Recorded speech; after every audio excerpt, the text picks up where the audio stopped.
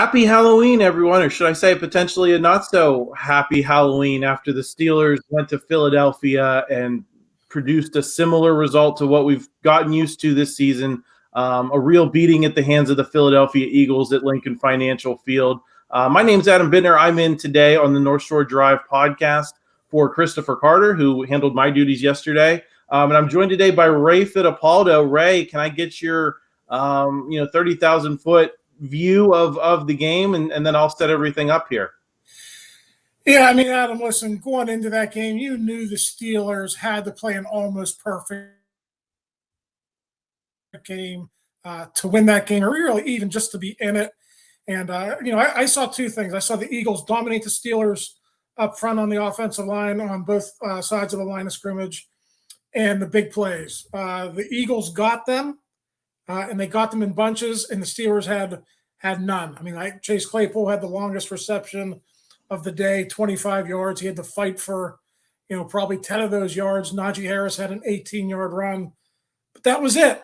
So when you look at it, when you get dominated up front, and you don't get any big plays, you're going to get the results you got. So they're 2-6. They got the off week coming at a good time. They got to retool. They got to figure some things out unless they want to suffer some of the same results in the second half of the season. Absolutely. We're going to get into all of that here at the top. But before we do, I want to just remind you, if you're joining us for the first time, please like this video to help us out with the YouTube algorithm. It'll help more people find us, and we'll have more community here on the YouTube channel. Please also subscribe to the channel if you have not already. We're coming up on 1,000, so that's a big milestone for us, and we're really excited for that. So if you haven't yet, please join so you make sure you see all of our videos with our sports writers and sometimes special guests. And please consider the promo deal down in the subscription, $6 for 6 months of access. I'll leave that down there for you so that you can get, really just $1 a month for the rest of football season. Everything that Ray's doing, everything that I'm doing, everything that all of our Steelers writers and columnists are doing on the beat, that's available to you if you just check out that subscription deal. Also wanted to remind you that the video today has been brought to you by the Acrisure Fan Advantage, introducing the Acrisure Fan Advantage and the power to project one of our Post-Gazette Steelers beat reporters into your home or office. Using augmented reality, you can get exclusive pregame breakdowns from a Steelers expert standing right in your living room. Get the latest insights on starting lineups, key matchups, and critical stats at post-gazette.com. Acrisure Fan Advantage. No apps or downloads, just insider access and Steelers updates at post-gazette.com/Acrisure Fan Advantage. And get the real edge on this week's action. Ray, with that said, with that all out of the way, let's get right into it. Joe Starkey, our colleague, sports columnist for the Post-Gazette, wrote today that it is time for Matt Canada to go as Steelers offensive coordinator. If not as a member of the staff, because I think it's possible that he could just have his duties stripped while remaining on the staff instead of just getting outright fired. Where do you land on that now that we are at the bye week and we've seen what we've seen through this basically first half of the season? Yeah, I mean, listen, Adam, if you're going to do something like that, this week is the time to do it. You have, a couple practices this week, and then they have a league mandated 4 days off Thursday through Sunday.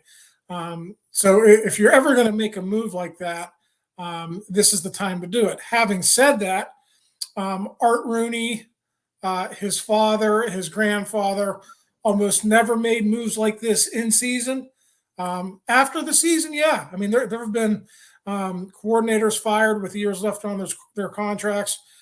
Ray Sherman was fired after 1 year in 1998 after a similarly bad season.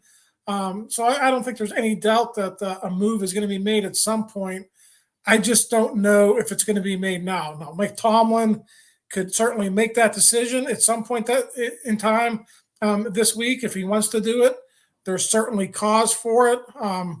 You see the product on the field, Adam. I think they're last or near last in every major statistical offensive category. So the one issue I have with it is, the logical thing would be to elevate Mike Sullivan to a play calling role. But in the end, he's not going to install his offense. He's not going to install a new offense. So he would be calling the same flawed plays that Matt Canada has been calling for the most part. So change of scenery, yeah, you could do it. You could change the wallpaper, all that kind of stuff. I'm just telling you, it hasn't been in the Steelers' DNA to do that over the years. Yeah, and I mean, you led perfectly into my next question, which was how much difference can you make in an offense at this stage by changing a play caller? Can you have a big difference there if even if you are calling maybe a similar style of plays, maybe the way you sequence them, maybe the way one of the things I was wondering about is giving the quarterbacks a little bit more power out on the field. Are those things that can change and how is that going to manifest in terms of results? It feels to me like there's not a lot you can do to change things big picture. Maybe you can have a better game or two, but it's ultimately going to revert over the long run. And B, one of my big concerns with it is, do you really want to have Kenny Pickett listening to, potentially 3 offensive coordinators in the span of his first year in the NFL? Is that good for his development? Would it be better for him to be listening to someone other than Matt Canada, or would it be better for him to, at least get used to the NFL within the system he's already used to? Yeah, right. So I think schematically, Adam, a lot would not change. I mean, they're going to have to run basically the same plays or the same types of plays. But to your point, there is a certain rhythm with play callers where you sort of get a feel for your quarterback and you get a feel for your offensive line and which receivers are making plays and that sort of thing. That's a very real thing. So I'm not going to downplay, that aspect of it. And that could be one reason why Mike Tomlin could be contemplating a change at this point in the season. To your second point, you're right. Like if you're going to make this move now, it would almost make sense for Mike Sullivan to be the guy going forward, right? Because you wouldn't want to have too many soups in the kitchen with Kenny Pickett when it comes to that. So there's a lot of people making the argument, hey, Matt Canada is holding Kenny Pickett back. He's actually retarding his progress. But there's also the point that you make, different voices. How many different voices do you want to have for Kenny Pickett before you think you start stunting his growth? So it's a complicated issue. I think that's probably why they're going to ride it out over the last 9 games of the season. And obviously January 10th or 12th or whenever that last game is, obviously there will be some news shortly after that.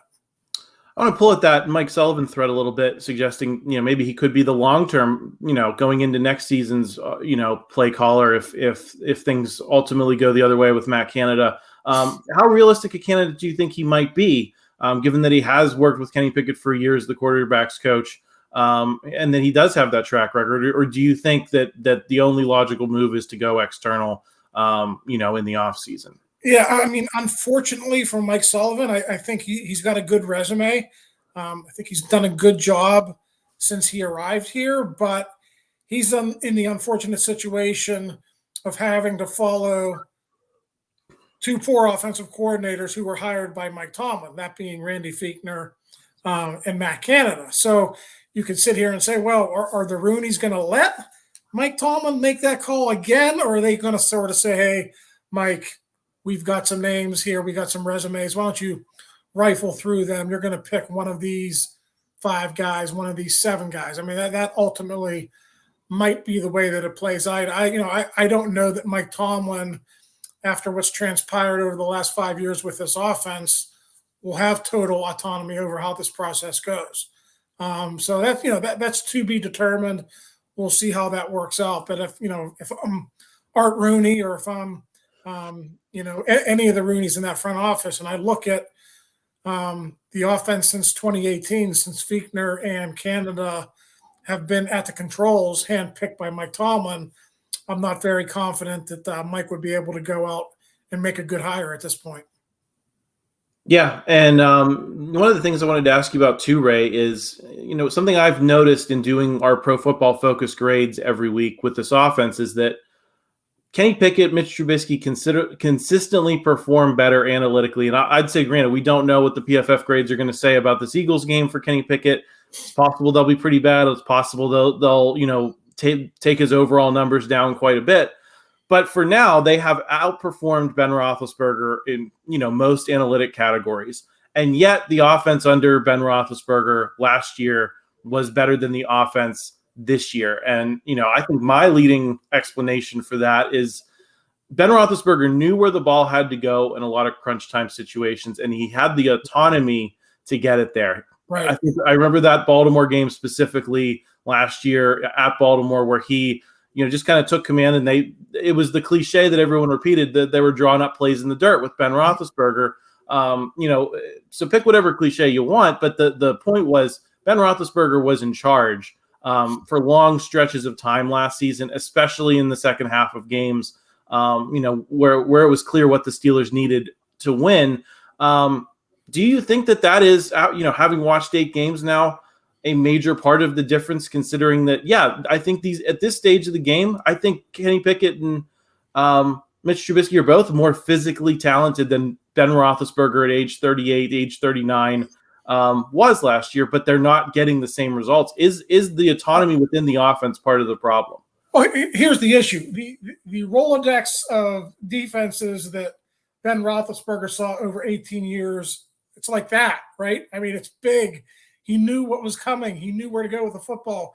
As you mentioned, Kenny Pickett's Rolodex, it's like that. I mean, he doesn't know anything. And that's not a knock on Kenny Pickett. He just hasn't seen how NFL defenses work and how NFL defensive coordinators are going to attack him. And if you go back and look what Mark Whipple did last year for his offense at Pitt, he simplified it. He made it a 1-read, 2-read type of thing. Get the ball to Jordan and Addison, make big plays. And that's why Kenny Pickett was successful. So he's got to learn how to read NFL defenses. He's got to learn how to go through his progressions. And it takes a long time. I know people don't want to hear that, Adam, but it's not going to be fixed by November 15th. It's not going to be fixed by December 15th. And it's not going to be fixed by January 15th. The hope is, by him playing 12 games or whatever it's going to be, the hope is that you go out, you get some better linemen in free agency in the draft, you fortify around him, you get a better running game, and then maybe next year you could take a couple of steps forward. And then maybe by the middle of next season, he's looking pretty good, or certainly by 2024, maybe they get their act straightened out. But to expect him to operate behind this offensive line, 6 sacks yesterday. How many times was he hit? 11 times in the game, something like that. I mean, that's the other issue you're looking at here. He's being put in a bad position to succeed right now. And there's that thought out there. Is this actually bad for his development, or are these necessary evils that have to happen for him to take those steps forward? Yeah, no, I think they're all great questions, and I think the analytics for me is, that's kind of my lane here at the Post-Gazette, and I think that's a reason for optimism, is that he's shown some life, and he's shown that he can be better than Ben Roethlisberger in some ways. At least late stage Ben Roethlisberger. I'm not talking about in the course of a Hall of Fame career, obviously, but but I think it's more of those intangible and process things that. After 18 years, I feel like fans and even media like you and I, we can get, immune to or worn down in terms of our ability to perceive how big those things really are in the context of running a football team. And I think that's what we're seeing now is those intangible things do matter a lot more than maybe you think they should after having watched Ben Roethlisberger for as long as we did. With that, we're going to move on a little bit. Before we do, I want to talk to you about Liquid Death. Where you're out tailgating, you may notice some people crushing tall boys all day and not only staying completely sober, but actually getting more hydrated. Chances are it's not a miracle beer, but it is Liquid Death. What on earth is Liquid Death, you might ask? It's a new recyclable tall boy can of Mountain Spring water that will murder your thirst and bring death to plastic bottles. They donate 10% of their profits from every can sold to kill plastic pollution. Plus, they also flat out taste great. I've had Liquid Death at the office. It's been wonderful. We've had them around. The Liquid Death has supplied us with some water, and it's better than the tap water that I have been drinking to the Post-Gazette offices. So I've really enjoyed having that little perk at the North Shore Drive studios downtown. So I can attest to how great Liquid Death is. So go get Liquid Death at your local Target, 7-Eleven, or Country Fair, or find Liquid Death retailer near you with their store locator at liquiddeath.com/Shore. That's liquiddeath.com/Shore. Ray, with that, let's move on to the defense. Rough day yesterday. I think we specifically with this secondary and A.J. Brown just kind of going grown man on them and making those difficult combat catches. I think the coverage was good. It just wasn't good enough. And I think that's my question about this defense and specifically the secondary is, even if they're in position, do the Steelers just not have the talent back there to compete with some of the better targets in the NFL, even if they are in position to make plays? The answer is no, they don't. And I think that gets magnified, Adam, when you don't have a pass rush. I think when TJ Watt is around and they're getting home on their four-man pressures, you could play 7 in coverage. Maybe you could even trust Ahkello Witherspoon or Cam Sutton to hold up in single coverage. But when you don't have TJ Watt out there and Jalen Hurts has 3, 4, 5 seconds to sit back there and to read a defense, the answer is obvious. They do not have good enough players back there to play in that style of defense. So I think, over the offseason, this is going to be a big offseason. I wrote about Andy Weidel, who ran the past 3 drafts for the Eagles. He's now the assistant GM for the Steelers. And everyone I talked to for that story said he's going to build in the trenches and he's going to go out there and find guys who can cover. If you look at that game yesterday, what the Eagles did, that defensive line wrecked the Steelers' offensive line. And those corners shut down those Steelers receivers, who I know are a little bit enigmatic, but there's talent there in that receiving core. So James Bradbury for the Eagles, all those guys in that Eagles secondary did a really good job. And that's the blueprint for Andy Weidel going forward. Get guys who can cover and get guys who can play in the trenches. And I think that perfectly meshes with what the Steelers' needs are over the offseason. I'm sure we're going to talk about this in depth once the offseason gets here, but they need to draft offensive linemen, Adam. They need to draft defensive linemen. And after what we saw yesterday, they certainly have to go out and get a number 1 corner. They do not have one on their roster right now. Yeah, I think that's obvious. I think if you look at, again, I do the analytics every week, and there was a lot of talk about Joe Hayden and whether he was going to come back to this defense or not. And if you look at some of the guys who are replacing him, Ahkello Witherspoon, Levi Wallace, the numbers don't hold up. And even if they were in position yesterday, and that's what you want. Sometimes it just takes more. Sometimes you need a good player, not just a player who can be in good position. Right. Because you can find a lot more of the latter guys than the former guys. You want guys who can make plays, and I'm not necessarily just talking about turnovers. I'm talking about breaking up those touchdowns, because again, I think the coverage was good. It was just that much of a difference between A.J. Brown and the guys, and you want to have that going the other way if you're the Steelers moving forward. Let's talk a little bit more about personnel. Look at the resources that they have failed to dump into the secondary over the last couple of years, other than the Minkah Fitzpatrick trade where they dealt a 1. When Edmonds was a 1, 5 years ago? They haven't drafted corners early, maybe because they know they didn't do that particularly well.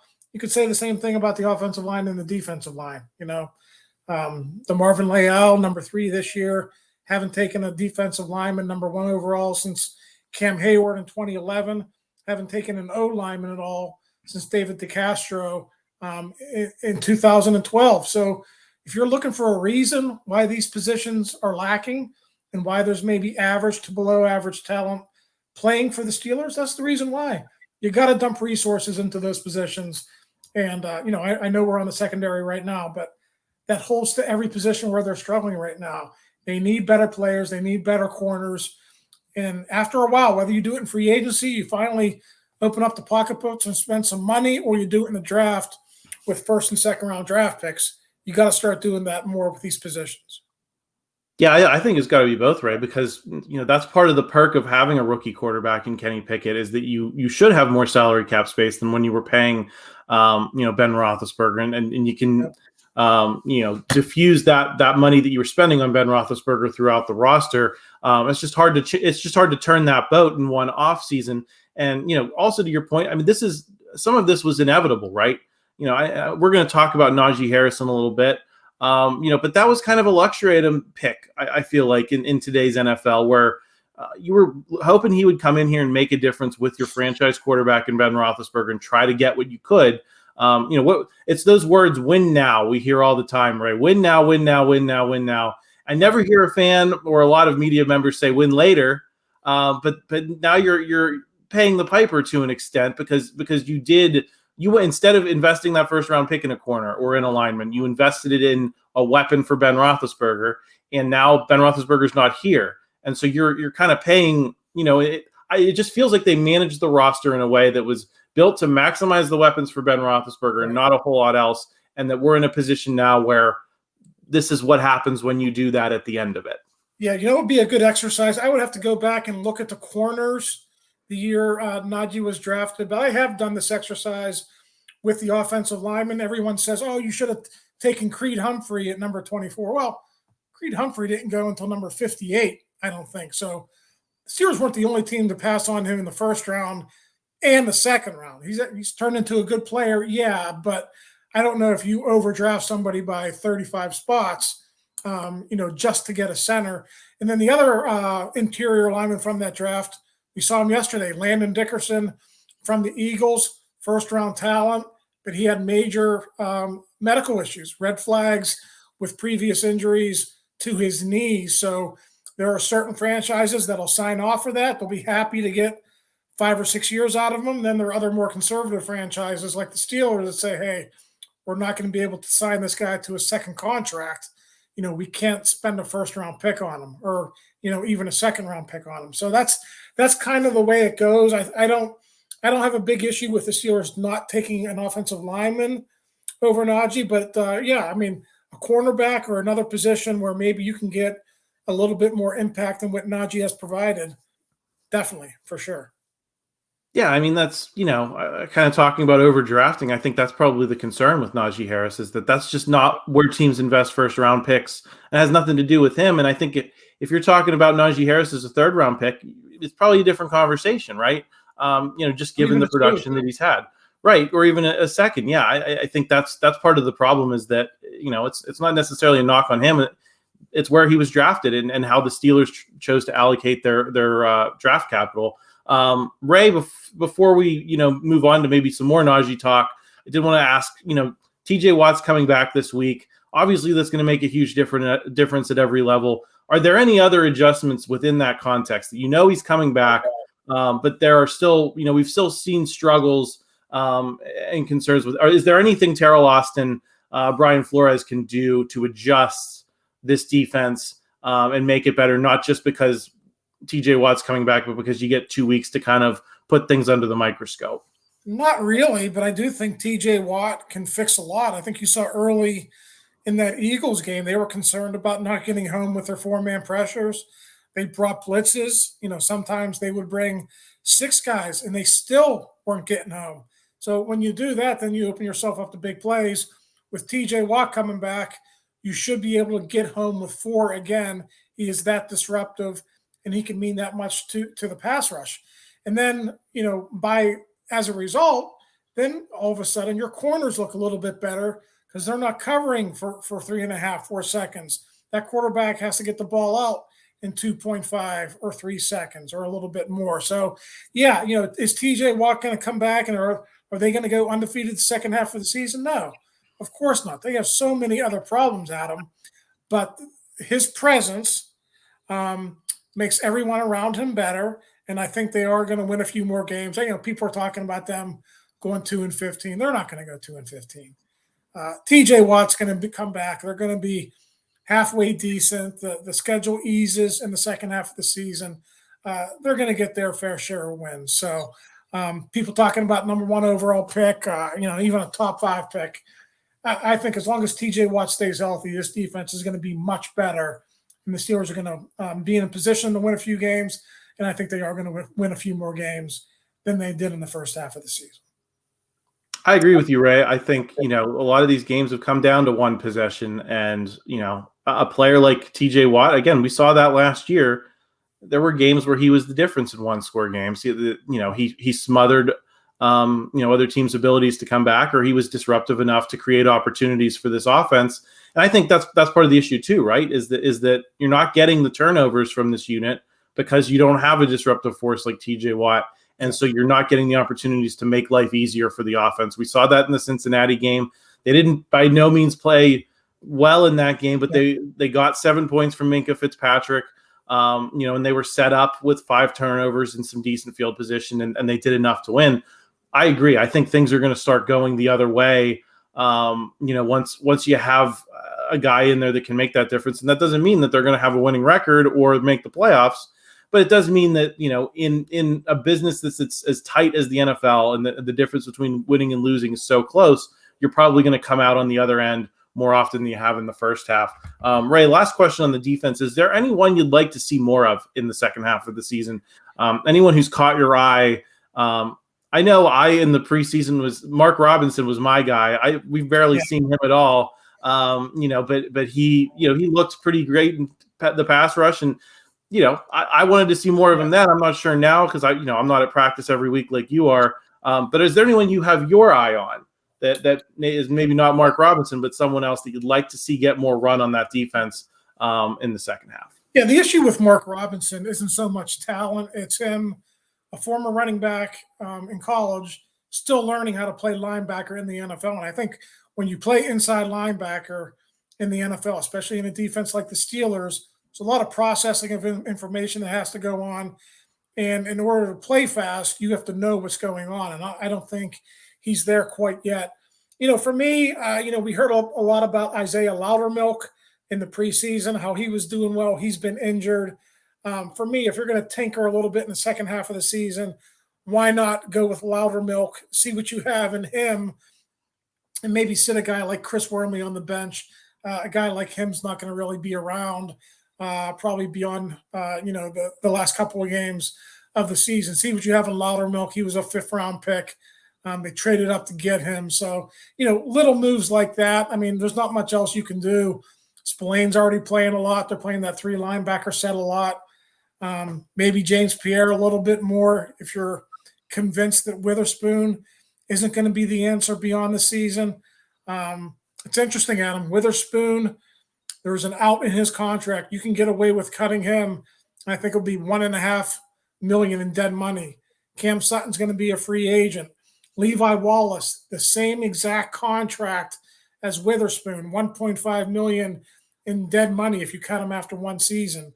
So they can go a number of different ways here. And if they are convinced that, hey, let's take a look at James Pierre, let's take a look at Josh Jackson. If they don't think those guys are going to be back next season, maybe you see some of those guys in the second half as well. Yeah, I agree. And got one more sponsor message for you all before we get into some offensive changes and the possibility for that. It's Yinzers. Hey, Yinzers, listen up. The Steelers campaign is off and running, and you can show your support for our black and gold. It's easy with 2 legendary shops in the Strip, plus their growing online store. Yinzers in the Berg is the place to go for Pittsburgh sports apparel, accessories, and much, much more. We'll see you in the Strip, and check us out online. Shop YinzersPGH.com, YinzersPGH.com. Check them out. Ray, I talked a little bit about Najee Harris earlier. To me, that seems like the most obvious place that, short of changing the play caller, you can make a personnel change that might make a difference, because Paul Zeiss, our colleague, said this on Twitter yesterday, that it just feels like every time he gets the ball, it's a wasted play. And yeah, he's ripped off a 13-yard run here, or maybe, a 7 or 8 one there. But there's way more occasions where he's going nowhere than when he's going forward. And with Jaylen Warren, it just feels like every run he gets has a chance. It feels like he's already got ahead of steam by the time he hits the line of scrimmage, and that's good for 3-4 yards a pop at times.